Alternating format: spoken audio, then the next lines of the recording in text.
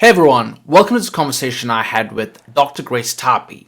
Interestingly, I came across Dr. Grace's work when I was researching for an essay I'm writing on the metaphysics of love, and I came across her paper from the Lacan Circle of Australia called Lacan's Psychoanalytic Way of Love. And when I went through it, I couldn't believe how much of what she's fleshed out in the paper deeply resonated with me, and in fact gave words to sentiments that I held, and she articulated them brilliantly using Emmanuel Levinas's and Jacques Lacan's concepts or ideas. Now, before I give a bit more of an introduction to this conversation, a bit of a bio of who Dr. Grace Tarpey is. Dr. Grace Tarpey is a psychoanalyst and philosophy academic experienced with significant years of psychoanalytic clinical private practice, psychotherapy, and counselling. Her PhD thesis is on the topic of self-other relations for an ethics of love in the context of contemporary postmodern culture. She's also currently writing a book on the ethics of love. And it's that last bit, the importance of the ethics of love, which she elucidates in many parts of not only our conversation but also the paper that the conversation was based on, is what caught my eye, because I truly believe, as Alain Bajot says, that love in our culture needs a reinvention, but also we need to understand it metaphysically, not as a mere psychological phenomena or some kind of emotion or feeling one has. And also, as she's said in her paper and some of her other work, with the Nietzschean death of God, with the destruction of metaphysics and the dismemberment of our socio-symbolic order, our culture needs to reinvent love and understand the category of love if we are to be the human subjects we are. And that's, I believe, what Dr. Grace believes too, which is why she's trying to incorporate, yes, philosophy, but at the same time, what psychoanalysis tells us about ideas such as the unconscious and how we can bring them all together to try and reinvent love metaphysically. Without further ado, sorry for the prolonged introduction. I tend to do this all the time. Here is my conversation with Dr. Grace Tarpey. So just to clarify, though, it'll probably feel a bit awkward because unlike last time, before I ask a question, I'll probably give a bit more context because I've actually read your stuff, but I kind of want to make this accessible for people that aren't too familiar with your work or Lacan. So maybe it might feel a bit like contrived, but I hope you don't mind that. That's fine. Yeah. It's about how best to communicate to people. Exactly. Yeah, because I don't want to just like suddenly ask you a question. Then anyone else, like if another person's listening, they'll wonder like, what are we talking about? So just I would like to give some context. And the other thing is it okay if I repeat some of the questions from last time? Sure. So particularly regarding your ethics of love, that bit. And Sure. also I kind of want to touch, we didn't really discuss this last time, but the idea of lack, where, love is, like as Lacan describes, giving what you don't have to the other, quote unquote. Yes. Okay, so I'll probably start off with the question why you believe we need an ethics of love. And just to give context, you've said on LinkedIn, my PhD and I'm quoting you here. My PhD and continuing research draws from philosophy, theology, the arts, and sciences, and deals with questions like, who am I? How do I know who I am? And who am I in relation to the other? My academic research, and more importantly, my clinical work experience, has led me to conclude, and here's the important point, that we need an ethics of love to best understand these questions. And psychoanalysis practically provides a relationship setting for just that. So my question probably would be in two parts, like a bipartite manner. Firstly, generally, why do you think we need an ethics of love? And then specifically, how does the idea of love, which, correct me if I'm wrong, probably traditionally were dealt in like metaphysics and philosophy, but like from Plato to Socrates or whoever, and how does that relate to psychoanalysis?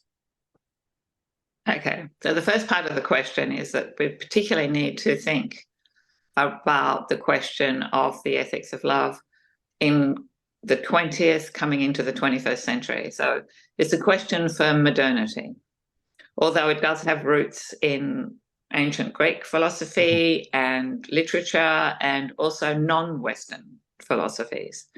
But given the development or the evolution of ideas, of the Enlightenment process, of various revolutionary, socio-political, historical, cultural movements that have happened with the era of modernity, coinciding also with the breakdown of humanistic values and ideas around how we can form societies based on human rights. That was really broken down. Well, I would say in terms of like a really serious knock to that with Nietzsche. And then following Nietzsche, the avant-garde movement, which is, of course, extends way beyond philosophy to the arts in general, but also psychoanalytic thinking, which has informed modernist art and literature. Certainly. But also the shift from structuralism into post-structuralism, which is about understanding society not purely from just a social science point of view, that actually creates and generates problems around ideological stagnations that have effects, untold consequences that can make situations worse than what they were intended to be. So one of the main thinkers I'm thinking about here is Michel Foucault. He was part of this shift from structuralism to post-structuralism, in which he was concerned with how discourse, language itself, socializes us, and that through that there is a certain kind of power, energy that can be accredited to ways of thinking that problematize ideology. I don't want to go into that too much. The general point is that from structuralism to post-structuralism and from modernism to postmodernism, there's been a whole deconstructive ethos around breaking down the various elements of society and culture and language, to the point where it's very difficult to have a philosophy or a metaphysics around what is a self, what is love, what is beauty, what is purpose, what is meaning in life. That the deconstructive logic undermines and sabotages all that Western civilization has been built on, I think. So in the light of that, particularly in the latter half of the 20th century, and even more so now in the 21st century in secular society, we need to be able to think outside of religious institutions, what it means and how is it possible, which I think for your ordinary person, love means something that goes beyond pure brain matter, or beyond pure physicality, materiality, love and beauty and goodness. So around the end of the 20th century, phenomenology became an increasingly important discipline within philosophy to help with the deconstructive mode. In fact, the archangel of deconstruction is Jacques Derrida, said he owed everything to Emmanuel Levinas. And Levinas came out of this void of ethics to write two fantastic books, really, Totality and Infinity and Otherwise Than Being, in which he demonstrated very still philosophically and logically, but also from the heart, and from the urgency around what is happening in contemporary society, the importance of respecting the difference of others and taking responsibility for one's own life in relationship to others. And while that, of course, we'd gone through massive amounts of understanding how we're all, human subjectivity is constituted in and through language, culture, class, ethnicity, gender, sexuality, etc., etc. Of course, Levinas has all of that in mind, but nonetheless, there is something beyond that which allows for a radical shift that's not just narcissistic, but is a really true, authentic space from which people can love other people. So, I guess two questions. I've always struggled with Levinas's idea. Is it? Well, I'll first ask about in apropos Levinas. Is it like, hey, this kind of radical acceptance of the other, Yes. or is it's a radical acceptance, right? But here's where I guess things get a bit tricky. I'm thinking about the idea of, in that kind of radical acceptance, Dr. Grace, do we negate ourselves? No, in fact, it's the opposite. That in order to be for the sake of another person or group even, but mainly Levinas works with in the one-on-one relationship, then it becomes, then morality and politics creep in. But for him, there's a realm of alterity, which is the one-to-one relationship. And in order to be for the sake of another, it's absolutely essential for one to develop a sense of indwelling, of capacity for gratitude, for appreciation, for a sensitization of oneself, a recognition of one's own vulnerability and humility, in order to be able to grow from this internal space to the other. Because there's all sorts of cultural ways in which we can make the other into something that I want the other to be for me. Yes. And isn't that, in many ways, I find that's like the irony of the liberal doctrine, where it's, oh, we all want the same thing. But I would say the more radical, perhaps Lacanian, and even the point that Levinas makes is, by saying that we all want the same thing, in many ways we negate the other. We think the other is just like us. Whereas the beauty of what Levinas says is, no, it's the other is totally different and alien to us. Yes. And it's completely the other, right? Yeah, that was a real eye-opener for me when I came across that idea. It's wonderful. I love it. Yeah, because it's rather antithetical to even kind of the neoliberal idea. Again, we all want the same thing. We're all self-interested people in a free market, whatnot. Yeah. So then the second part of the same question was, so how does psychoanalysis specifically, let's say clinically, relate to kind of the metaphysics and even what you just elucidated of the other and love? Okay, so I wanted juxtaposition here different traditions within psychoanalysis, beginning with Freud. That Freud discovered both the unconscious in a way that could be thought philosophically. He wasn't saying he actually literally discovered it, because a lot of people understood about the unconscious prior to him. But he understood it philosophically, and he also brought it into clinical practice, that there is a level of development of being human that has a very strong, what most people attribute to Freud is his idea about the child being, or the human child being, a sexual being.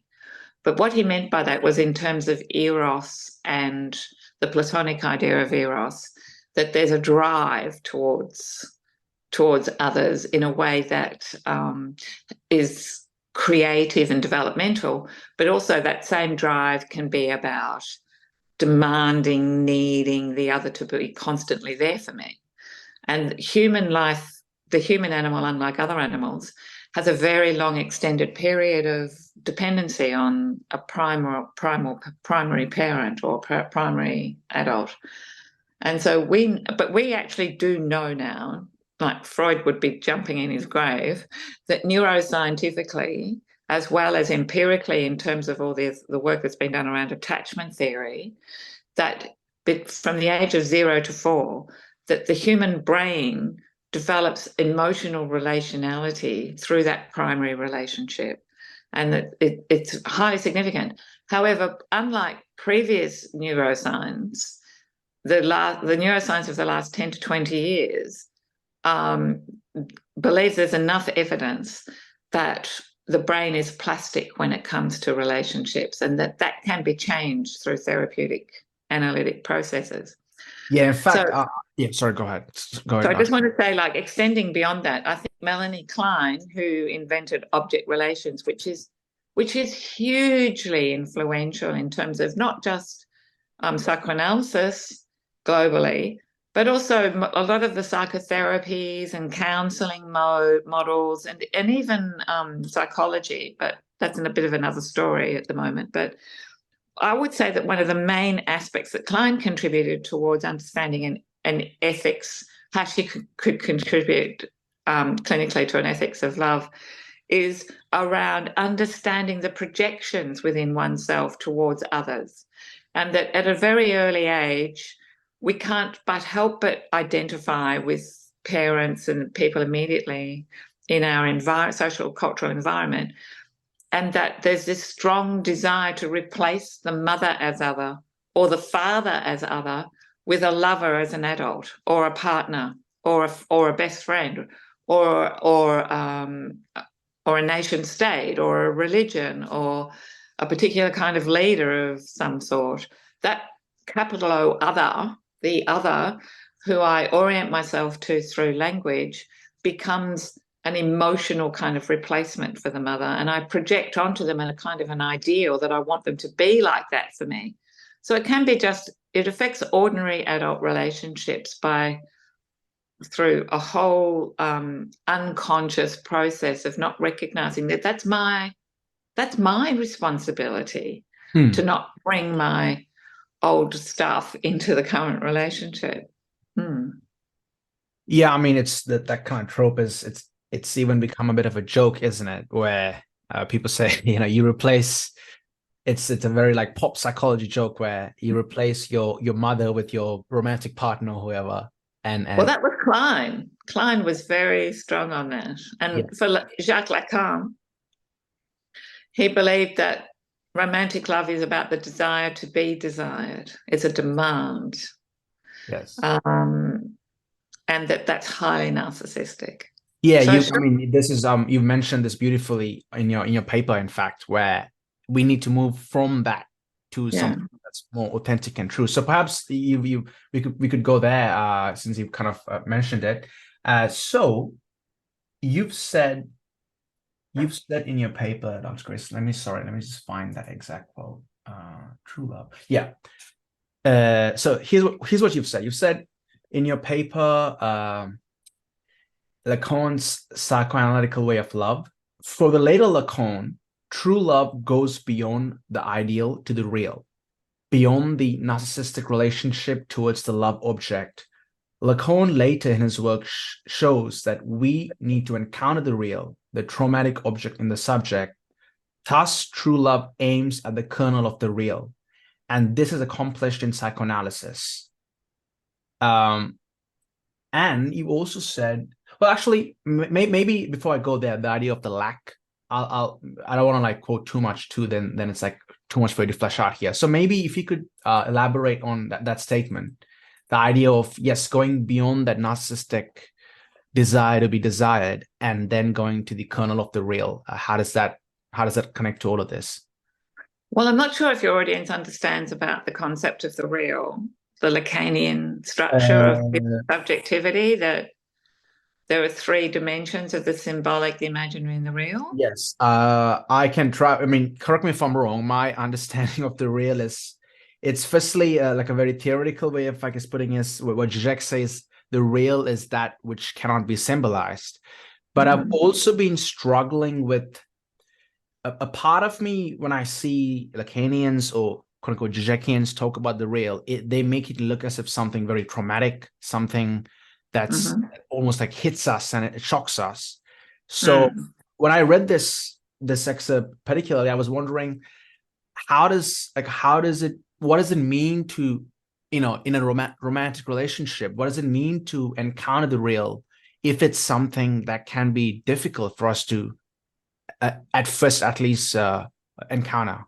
So anyway, I'm sorry I didn't really answer your question. No. So like that's right, because I think romantic love, where we invest ourselves in the other as being the ideal other for me, then there are going to be problems. And some of those problems can have devastating consequences for children of the couple, or for economic reasons, class reasons, or even in terms of psychological stability. A lot of domestic violence and suicide and murder really happens bound up with this psychological sense of being rejected or abandoned and a failure.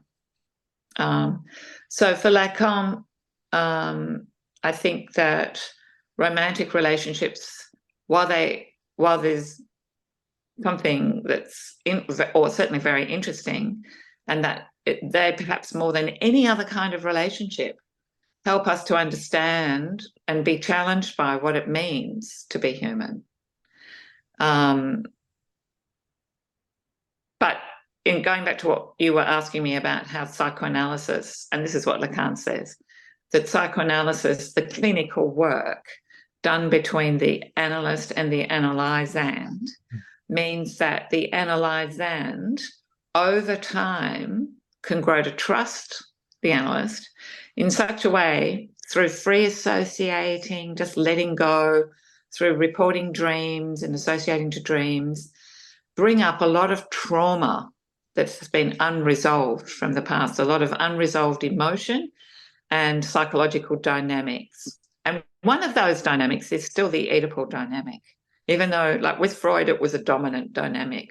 We know now that there's lots of other kinds of dynamics, but still that is one of them.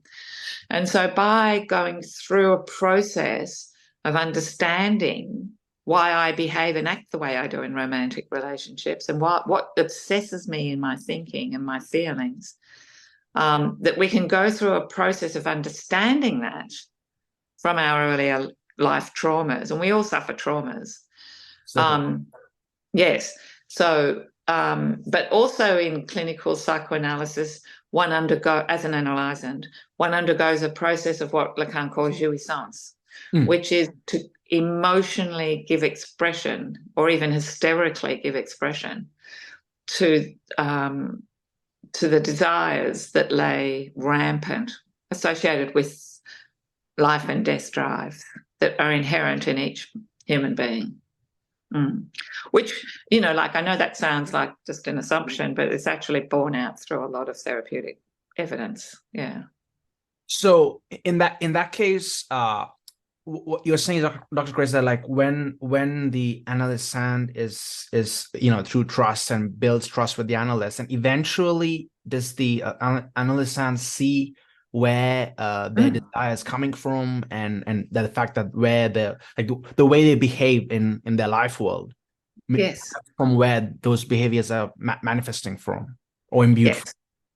Understood. It's kind of okay.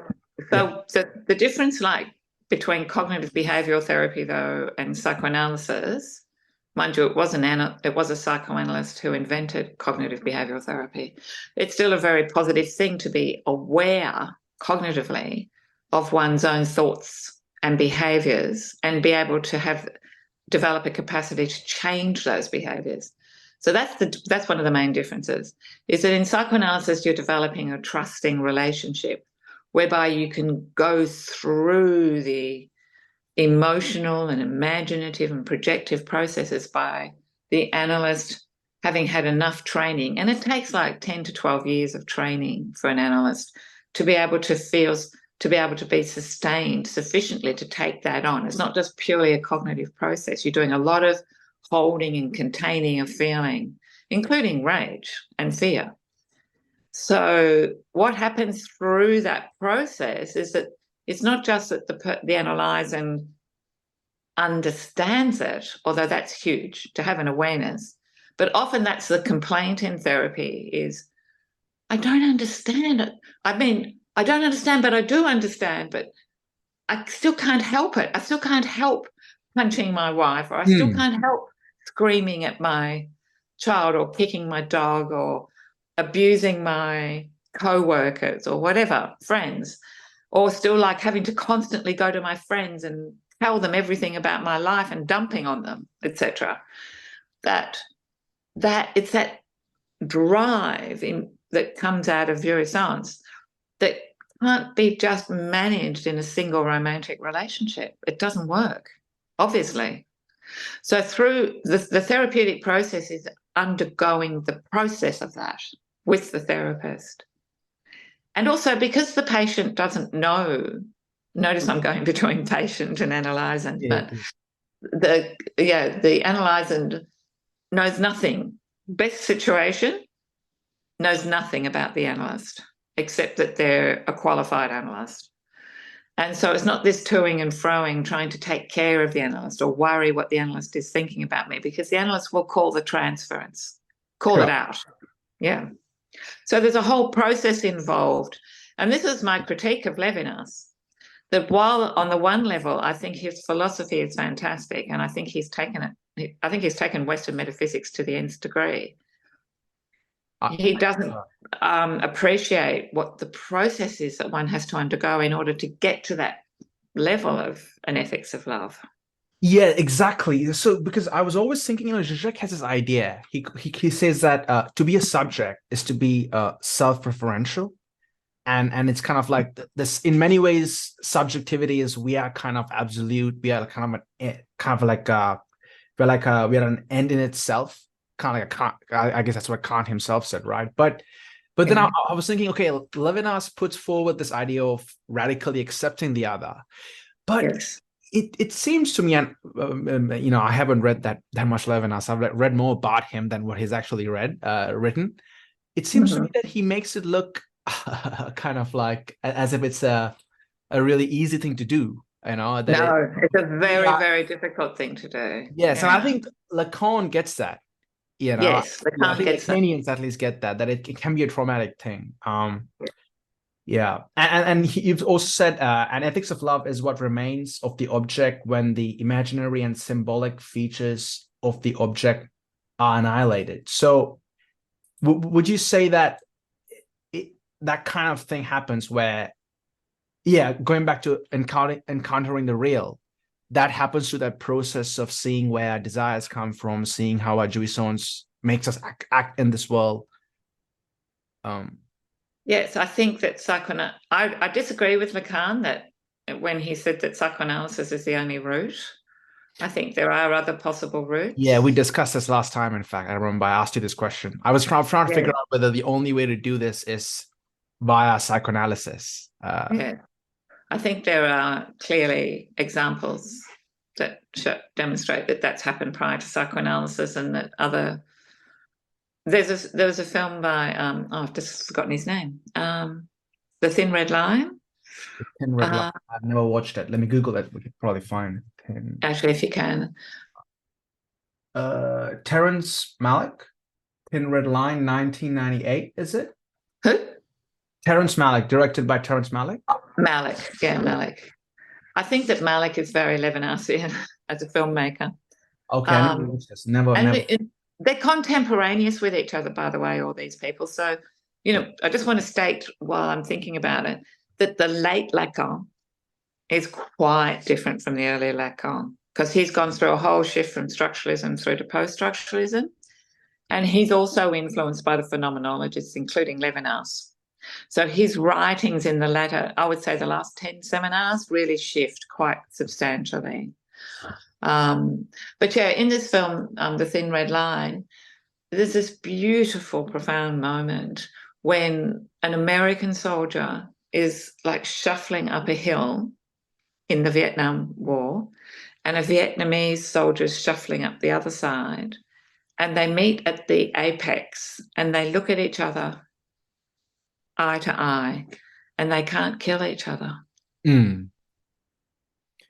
Yeah, despite their otherness, they kind of, yeah. All right, I'll probably leave a link down below to the in the podcast, but once I publish it, to the movie, like a trailer or something. But also, I need to watch this because I've never even heard of this film. Yeah. Do you know Malik's work? Oh no, I haven't watched. I know the director, Terrence Malick, but haven't watched. I don't know. Maybe I have watched some of his stuff, but I don't know which. Thin Red Line, Days of Heaven. No, I haven't watched any of his films. So okay. Oh, that's just an example in film, but there's lots of others. Yeah. In other modalities in literature and so forth. Oh, yeah. For sure. Okay, so I guess this brings me to the other important. This is something that really caught my eye when reading a paper, because I think it's, firstly, I'll give a bit of context. You speak about how love relates to lack in human beings, and Lacan talks a lot about lack. And you say beyond loving. So this is from your paper. You say beyond loving our own soul, or to put it another way, beyond loving our own unconscious. Lacan notoriously defines love as consisting in giving nothing of one has. To love is to recognize your lack and give it to the other. Love therefore approaches the being of the other from a standpoint of the nothing. And I thought this was such an important little excerpt, because if you look at our current, let's, for lack of a better term, say modern dating world, it's quite the opposite, isn't it? Because it's like you got dating apps. It completely commodifies a human being and puts a human being as if it's a competition between which is the best product on the free market, quote unquote. And I find that so tragic, because I love that Lacan says, love is giving your lack to the other and then accepting their lack. And there's something truly, for me, sublime in that. So anyway, before I get carried away, after reading that excerpt, firstly, I'd say, do you mind elaborating on what you meant by the idea of lack and how it relates to lack? But also, perhaps, maybe you could use this to critique what you think contemporary society gets wrong about love. Speaking generally, of course. Yeah. So lack is a very important concept in psychoanalysis, particularly Lacanian psychoanalysis, because it goes to the internal space of the void or the abyss. So, we're all social beings, constituted in and through language, which affects our identity, our sense of self, our sense of belonging in any kind of given cultural realm of society, which is also, of course, affected by socio-historical, political, economic forces too. So we're very complex beings. But what Lacan and other philosophers are interested in is the actual realm of the singular being. And how do I know that? But knowledge in a more Socratic sense, that's about being with one's own being. And that lack is something that emerges out of the void. And it relates to desire, because Lacan was arguing that we don't desire that which we lack, which we don't lack. If we have everything we want in a particular realm, we might be satisfied and fulfilled for a certain period of time, but it flattens out desire. So for us to be continuously growing and learning and evolving spiritually, emotionally, humanistically, desire plays a really vital role as a life force within us, eros. Lacan means by desire the eros. To have purpose and meaning in life, aiming towards the good and the beautiful, beyond ourselves, of course, but we need to deal with it in ourselves in order to generate and create a good and just and beautiful society. So, and that desire has to emanate from lack. It logically makes sense that you wouldn't really passionately desire something if you fully had it already. Of course, yeah. And so that desire emanates from lack. Another way of like thinking about where lack comes from is referring back to the existentialists. So people like Kierkegaard and Jean-Paul Sartre, yeah, whereby it also comes out of Buddhism and Taoism, I think, whereby the lack within is really it's a game, it's a word game, because they all really, I think, essentially refer to the same internal dynamic, which is that there's a void within the self, or a lack, or a nothingness, what the Buddhists refer to as nothing. I mean, Sartre's magnum opus was being a nothingness, right? That's right. Yeah, exactly. Sorry, so, yeah. But that also, like, existentialism demonstrate that, like they argue and show too, that there's a whole process involved in coming into being. Heidegger too, that there's a lot of angst and anxiety, dread, horror, terror of coming into oneself, because we're thrown into the world. Yes. And then with Heidegger, we really see that it's not just about being an Übermenschen, but with Heidegger, it's also about Sorge. So there's angst and there's Sorge, but we need to go through angst in order to get to Sorge, which is about care. Care for the other. So that in many, one of my theses and my passions is to try and bring more phenomenology together with psychoanalysis, because I think psychoanalysis could do.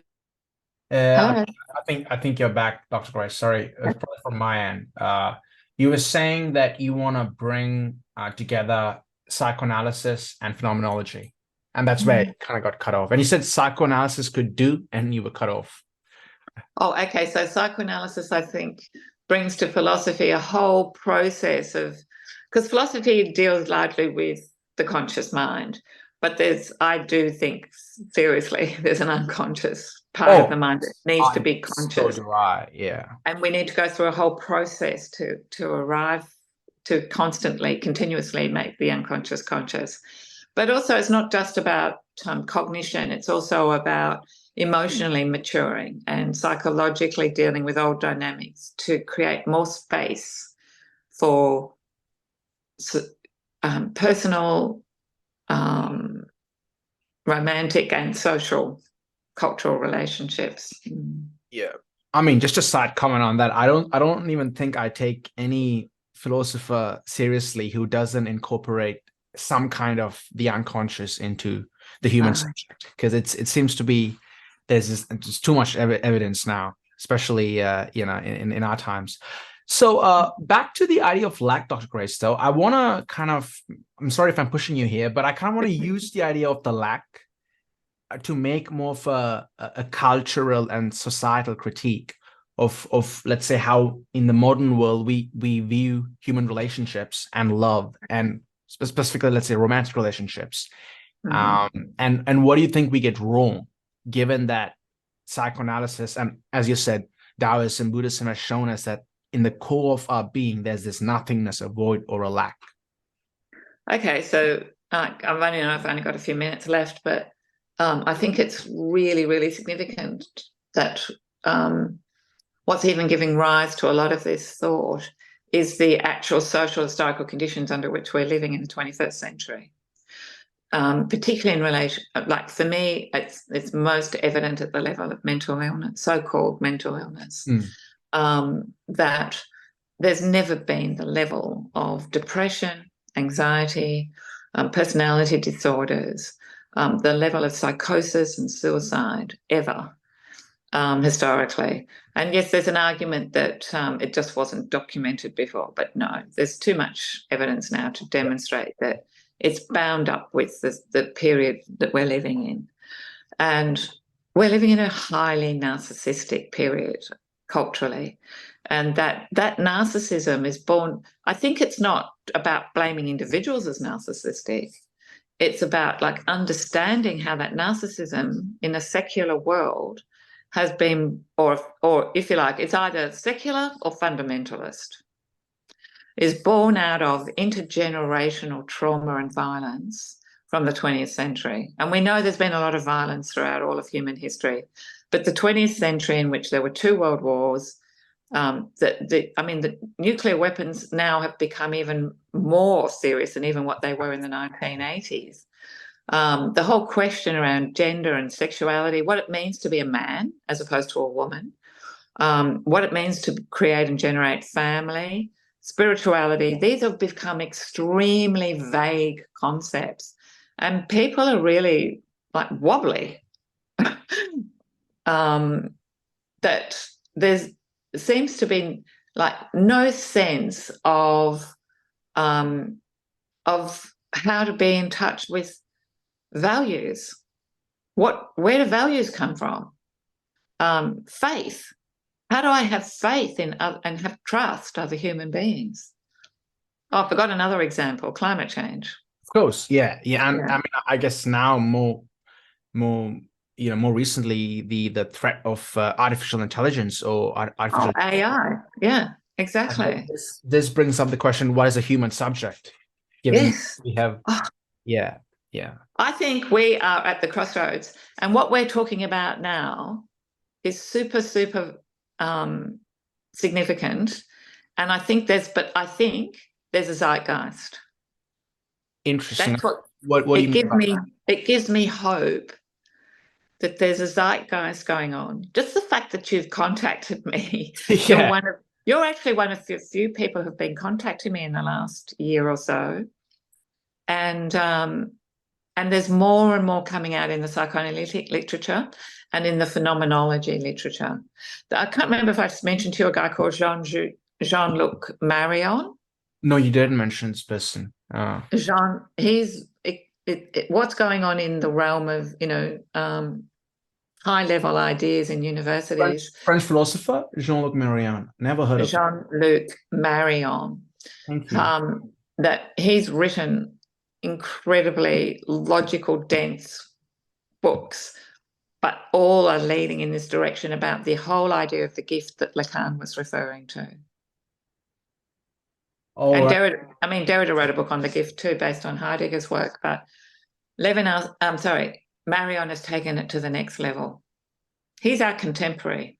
So you see what you're saying is, in many ways, the famous death of God that Nietzsche decried and said it's a terrible thing, right? He never celebrated the death of God. He said it's going to destroy our socio-symbolic order, our metaphysical understanding of the world. Yeah, sure. Through that death, it's like through the kind of so-called obstacle, there can be something new that comes out of it.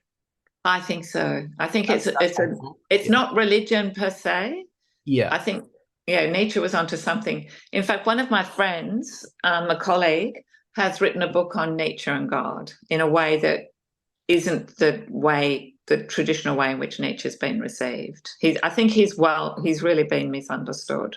Oh, I agree. Yeah, especially by kind of like these like pop Nietzschean, just people who just quote just the God is dead. And in fact, are you familiar with the German theologian? Sorry, I know I'll just be mindful.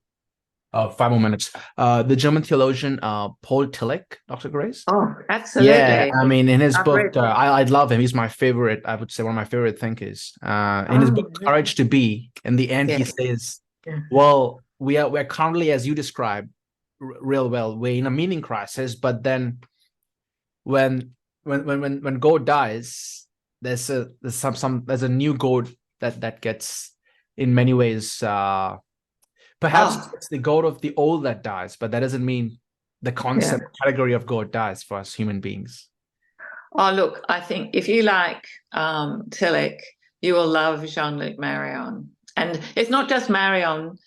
He's working from the University of Paris and also La Sorbonne and also the University of Chicago.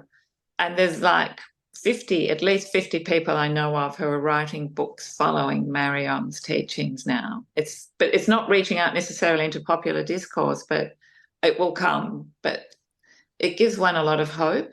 But yeah, Tillich was already writing similar stuff back in the 50s, 60s, I think. Yeah, and he's fascinating. Oh my, the books. So yeah, Marion has got Gold Without Being, The Erotic Yes, Phenomenon, Being Given. So I'll leave a link to some Being stuff. Given. Being Given. Is that Fantastic. a good Being book? Given. I've never heard of Yeah. him. Thank you so much, Dr. Grace. This Yeah. is amazing. Yeah. But I think your point, just to take your point up again around, Sure. it's not just the French, but the Germans, the Frankfurt School. So people like Horkheimer, Adorno, Adorno. Yeah. Jürgen Habermas, this is their point too about the way we've turned technology into a god. Yes. Yeah. I mean, I think I'm just reading Makuza. He writes Oh a bit in yes. One Dimensional Man about that Yes. idea too, a little bit. And what's fascinating is he was writing this in the 60s, and Isn't it? they're kind Yeah. of like prophets. It's kind of in Yeah. the best possible sense. It's kind of like you get this eerie feeling. How did these thinkers kind of predict the Yeah. future 50 years Yeah. ahead? It's fascinating. Yeah. But yeah, I could go on forever, Dr. Grace, but I want to be mindful of your time. I can't thank you enough. This has been very soulful for me, especially being a neophyte. It has really, what can I say, nourished my soul, and I feel amazing. That's all. Well, I'm Yeah. really, and I'm full of gratitude too. Thank you for being in touch with me and being persistent, because as you know, I'm going through a bit of a turbulent time. But I'm very glad and happy to be connecting and engaging with you like this. And I have a strong sense that this will continue and we'll be in touch. Certainly, certainly. I'll just stop recording now and.